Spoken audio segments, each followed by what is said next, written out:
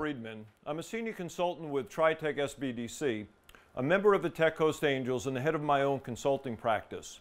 What I'd like to do today is share some thoughts in developing a business, as well as the business plan, which is the roadmap of the things you need to do to be successful in implementing the business and executing the plan, as well as getting investor money.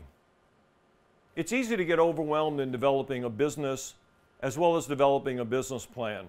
So we'd like to provide you with a few rules that you can use in taking this big project and breaking it into little parts, which can then be looked at, analyzed, and executed upon. This is the way you can take this big, great idea that you have so you can become the next billionaire or save the world by the next great social program and execute it. One of my favorite things to do is to quote Sun Tzu in The Art of War. If you understand yourself, your competitors, and your customers, you normally will be very successful. So I like to quote from Sun Tzu. It is said that if you know your enemies and yourself, you will not be imperiled in 100 battles. If you do not know your enemies but know yourself, you will win one and you will lose one. If you don't know either your enemies or yourself, you will be imperiled in every single battle. This is very important to understand as you develop the business plan, because no matter how great or how expansive your idea is, if you can't put it in the context of what your customers want and what your competitors offer, you will not be successful. I have an idea. How do I make that a reality? Well, about 20 years ago, my son came to me with a great little idea. He said, we're going to lose computers, so let's put a little tracking device in them. That was an idea that he had. Now, obviously, it's available today in the market. But 20 years ago, he had no concept of how do you implement that plan? How do you execute it? How do you get funding for it? How do you build a team? What we're going to do over the next few minutes is address those questions and give you that mechanism to be successful. In crafting a business and a business plan, you need to develop something that gives you the road to profitable growth. This is rule number one. You have to be fast, fluid, and flexible. If things change, you need to be able to pivot. You need to be able to adjust. Now, to get to the road to profitable growth, there's a few different options. As Yogi Berra said, if you see a fork in the road, take it. Not normally an effective way to build a business nor a plan. Lewis Carroll said, if you don't know where you are going, any road will get you there. Again, I'm not sure we're in Alice in Wonderland. This is reality. And you need to be able to be effective, and therefore you have to have a good plan to get there. I think you need to align marketing strategy, business strategy, operation strategy, and financial strategy to be successful. And all these things may change over time. So I think the correct answer for the road to profitable growth is a quote by Jimmy Dean. I can't change the directions of the wind, but I can adjust my sails so I can always reach my destination. And by doing this, you're on the way to profitable growth. For the entrepreneur, one of the keys is to develop a business plan because you need to get funding. But the business plan serves a lot more. It allows you to think through the business's key elements. This is a way to seek feedback from outsiders to identify weaknesses, missed opportunities, maybe unrealistic projections. It's a blueprint for your operations, and the projections that are in the plan serve as the operational budget. So you can review it, you can modify it, you can adjust, and if need be, pivot. The entrepreneur has many things to consider, and this could be a very daunting task. But what we can do is break it into smaller chunks that each can be looked at, analyzed, framed, and put into context. So one of the things that I like to see are the entrepreneur is addressing where are we now. It's an assessment. Now, you may have had a prior plan that you can look at. You can take a look at those results. Did it work? Why didn't it work? And what needs to be changed now? What are the key issues that need to be solved? That's called assessment. Where do we need to be? This is the goal. This is the vision. This is the end point. What are the goals and objectives specifically written down so everyone can be on the same page, and therefore you have a metric upon which you can monitor? How do you achieve these results? What are the specific tactical plans? What are the strategies that underlie these plans? How do we close the gap from where we are today to where we want to be? What are the main elements? What are the 3 or 4 strategic things we need to do to get to that end point? What is the right mix of different strategies, what we call the operational strategies? These include your operations plan, your IT plan, your marketing plan. What is the business mix? What is the product mix? What's the sequencing of products? And just as importantly, how do we monitor results of our progress? How do we review? When do we review? How do we evaluate? With whom do we evaluate? And when and how do we modify?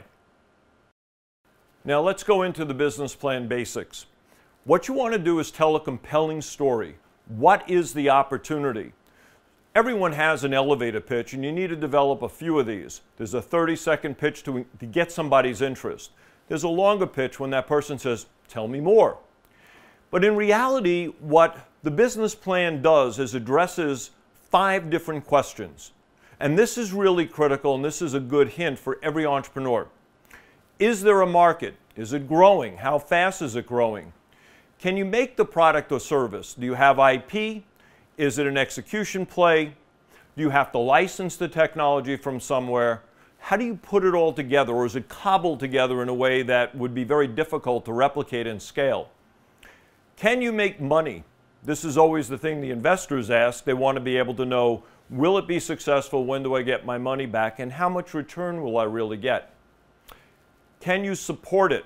If it's a consumer product, how are you going to support it? Is it through an FAQ? Is it through a message board? Or do you call somebody in the company or a third party?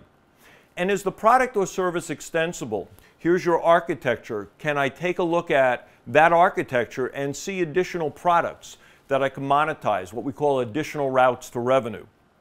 Now, the business itself is the, quote, horse, unquote, you ride. That's the business that you want to be able to develop. Just as importantly, you need the jockeys. Who's going to manage this team? Who's going to guide the horse to the finish line? It is real critical, therefore, to have good management. Now, you bring, as an entrepreneur, one set of skills, but you need to surround yourself with a good team. And that team includes the executive team as well as potentially advisors. And then finally, what you need to make sure you focus the right resources on the right priorities, and then put together a dashboard with your key performance indicators so you can track it for success. Now, those are the basics for the plan. How you tell the story is another issue, and I'll give you some guidelines and some components that you can put together. Now, there are a lot of different formats for a plan, and again, each entrepreneur is different. Everyone has a different style. But fundamentally, what you're doing with a plan is telling the story. If you want to see interesting stories, read the 10K reports, the annual reports. They tell a story that the management of that company wants you to hear. Well, in developing the business plan, there are certain things you start with. Number one, you start with an executive summary, but my guideline is don't do this first. Do this after you figured out all the components and then condense it, because you'll get a different perspective. So in the format that we suggest, there is the executive summary, a clear determination of the opportunity. What is the problem? How are you going to try to solve it? What's your unique value proposition in solving that problem? What is the company doing in terms of its products and strategy? Which products come first? How are the products going to change over a period of time? Who's your management team? What skills do they bring to the table? What is your marketing plan? How do you differentiate yourself versus the competition out there? Remember Sun Tzu, if you understand yourself and you understand the competition, you understand your customers, thou shalt fear no one and you'll be more successful. What is your operating plan? How are you going to execute this? Where's your R&D plan? Where's your engineering plan? How do these pieces all fit together? And finally, what is your financial plan? How are you going to use the funds you accumulate?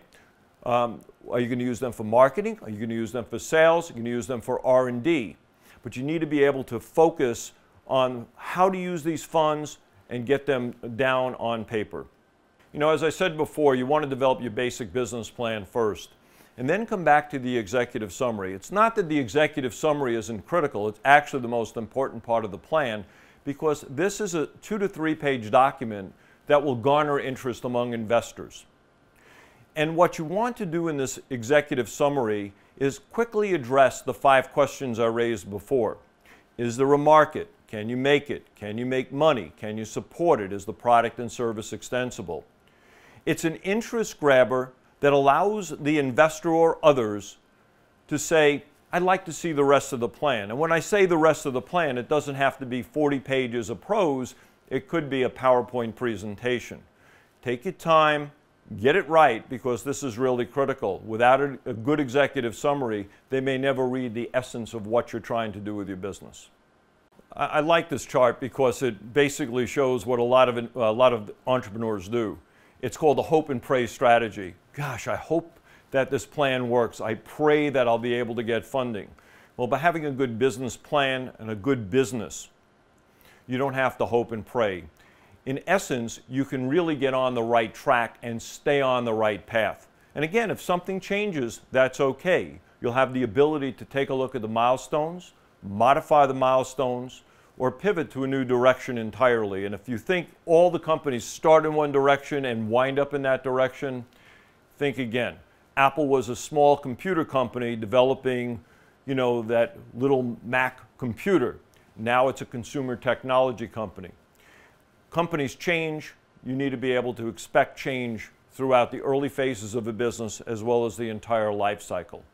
All right, so I want to leave you with some final thoughts, and these are the keys to success in developing a business. And this business could be an external business or even an internal one. You could be an intrapreneur as well as an entrepreneur.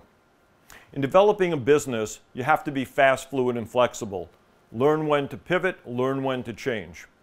Tell a compelling story in your business plan. Tell a compelling story in your executive summary. Get your 30-second elevator pitch and even your 1-minute elevator pitch, potentially even a 2-minute elevator pitch, to define the essence of what your business is, what's the unique strategic advantage you have, and what's your unique positioning relative to the problems that customers have and what competitors now offer. Make sure you address the compelling points of the business, the 5 questions. Is there a market? Can you make it? Can you make money? Can you support it? And is the product and service extensible? Ride the right horse, the business itself. Get the right jockeys, the management team and your advisors to help guide you along the way.